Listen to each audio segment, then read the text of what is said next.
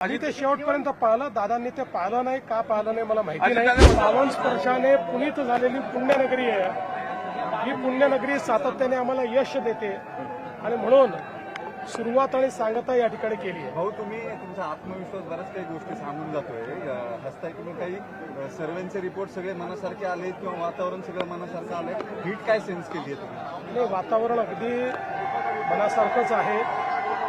मुंबई असो, पुणे असो, पिंपरी चिंचवड असो, नाशिक असो, नागपूर असो, सगळ्या महत्वाच्या शहरामध्ये लोकांची मानसिकता बनली आहे.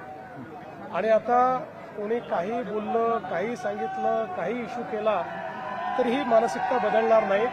लोकांनी भाजपला निवडून द्यायचं ठरवलं आहे. आमच्या महायुतीला मुंबईत निवडून द्यायचं ठरवलं आहे. अजित पवार थेट भाजपच्या इथल्या स्थानिक नेत्यांच्या अंगावरती आले. तुम्ही थोड्याफार पेशन्स ठेवून प्रतिवाद करायचा प्रयत्न केला तर तो जाणीवपूर्वक होता का? राज्यातली घडी विस्कटायला नको? असं आहे की मी शब्द पाळणाऱ्यांपैकी आहे.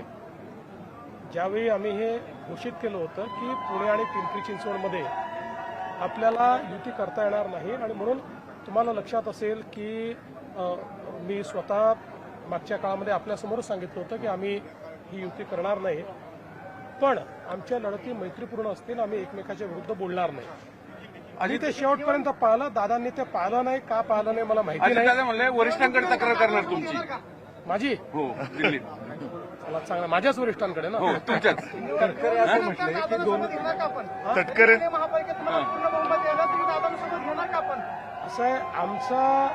आपण जर मागच्या काळातला कारभार बघितला असेल तर आमचा प्रयत्न विरोधकांनाही सोबत घेण्याचा आहे. त्यामुळे दादा तर तसे काय पुण्यामध्ये विरोधक आहे, बाकी विरोधक नाही आहेत. दादा ज्याचा अर्थ सातत्याने वरिष्ठांचा उल्लेख करतात. राष्ट्रवादी एकत्र यायची प्रक्रिया सुरू झाली आहे. विलिनीकरण जर झालं तर वरिष्ठ निर्णय घेतील, पण विलिनीकरण झालं तर रालोआमध्ये राहायचं की नाही, राष्ट्रीय लोकशाहीमध्ये एनडीएमध्ये राहायचं की नाही, त्याचाही निर्णय घ्यावा लागेल. प्रश्न एवढाच आहे की या संदर्भात आज बोलणं हे काही योग्य होणार नाही. कारण म्हणजे एक हिंदीतली म्हण आहे, ती अगदी तंतोतंत लागू होती असं नाही, पण कब बाप मरेगावर कब बैल बटेंगे असं म्हणतात.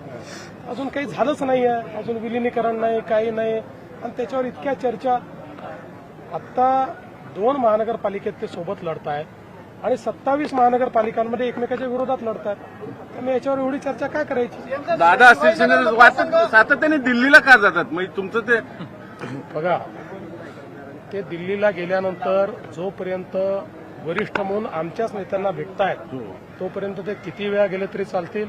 त्यांना गरज असली तर विमान देखील मी उपलब्ध करून देईल, तिकीटे काढून देईल. म्हणजे तसं ते माझ्यापेक्षा सक्षम आहेत, पण गरज पडली तर तेही काढून देईन मी. जोपर्यंत आमच्याच वरिष्ठांना भेटतात तोपर्यंत मी आनंदी आहे. राज ठाकरे असं म्हणतायत की तुम्ही बसवलेले मुख्यमंत्री आहात. राज ठाकरे बसवलेले मुख्यमंत्री आहात. तुम्ही गुजरातसाठी वरिष्ठांच्या आदेशानं काम करता. भाजपमधल्या मराठी माणसांनी जरा विचार करायला हवा मराठीचा. मुख्यमंत्र्यांनी तो करायला हवा महाराष्ट्राचा. मी राज ठाकरेंना एवढंच सांगतो, काल मी पुराव्यासहित कशी हिंदी सक्ती उद्धव ठाकरेंनी आणली आणि 2 वेळा त्याचा कॅबिनेटमध्ये निर्णय केला हे दाखवलेलं आहे. राजसाहेब, आता तुमचं बंधूंशी पटायला लागलेलं आहे. त्यामुळे माझ्याशी बोलायच्या ऐवजी हे बंधूंशी बोललं पाहिजे. आपल्या भाषेवर संकट आणणारे तुमचे बंधू आहेत आणि त्यांच्यासोबत तुम्ही युती करतात. त्यामुळे मला असं वाटतं, मी बसवलेला का उठवलेला, मी झोपलेला का जागा, यापेक्षा महाराष्ट्राच्या जनतेने 3 वेळा मला मुख्यमंत्री बनवलं, 2 वेळा माझ्या नेतृत्वाखाली पूर्ण बहुमत आम्हाला दिलं. त्याच्यामुळे मला असं वाटतं की जनता कोणाच्या बाजूने आहे हे त्या निवडणुकीतनं कळलेलं आहे. पण ठीक आहे, आता राजसाहेबांना मी बसवलेला वाटत असलो तर काही हरकत नाही. विकासाच्या कामावर महापालिका केंद्राबाहेर एक होमगार्ड ठेवणारे का तर दुबार मतदार किंवा मतचोरी होऊ नये असे खरं म्हणजे उद्धव ठाकरे साहेबांनी या ठिकाणी मतचोरीच्या संदर्भात बोलू नये, कारण त्यांच्यावर नगरसेवक चोरीचा आरोप आहे. राज ठाकरेंचे 8 नगरसेवक होते, ते सगळे चोरून नेण्याचं काम उद्धवजींनी केलं. आता ठीक आहे, त्यांच्यासोबतच राज ठाकरे आहेत, पण अशा प्रकारची चोरी करण्याची प्रवृत्ती ज्यांची असेल, म्हणजे वोट चोरी तर आम्ही करतच नाही, पण वोट चोरीपेक्षा गंभीर आहे की लोकांच्या मताने निवडून आलेले नगरसेवक चोरायचे, ही नगरसेवक चोरी त्यांची आहे. शिवाजीनगर मतदारसंघ जो आहे थोडा भाजपसाठी अवघड जातोय, त्याच्यासाठी मी समारोपाची सभा तुम्ही घेतली का? नाही, शिवाजीनगर मतदारसंघ जो आहे ना, हा भारतीय जनता पक्षाला सातत्याने साथ देतो आहे आणि असा माझा समज आहे की इथे सभा घेतली तर ती शुभ ठरते आणि म्हणून इथे सभा घेतली. साहेब, लाडक्या बहिणीचा हप्ता देऊ नये असं या ठिकाणी असं आहे की आता काही लोकांच्या पोटात ते दुखतं, त्यामुळे ते आयोगाकडे गेले. आयोगाने सांगितलं आम्ही मान्य करू. जो मूळ हप्ता आहे तो हप्ता आपण देतोच आहोत, तो गेलाही आहे. फक्त आपण प्रत्येक सणाला, म्हणजे हे पहिल्यांदा निवडणुका म्हणून करत नाही, मोठ्या सणांना आपण आगाऊ हप्ता देतो.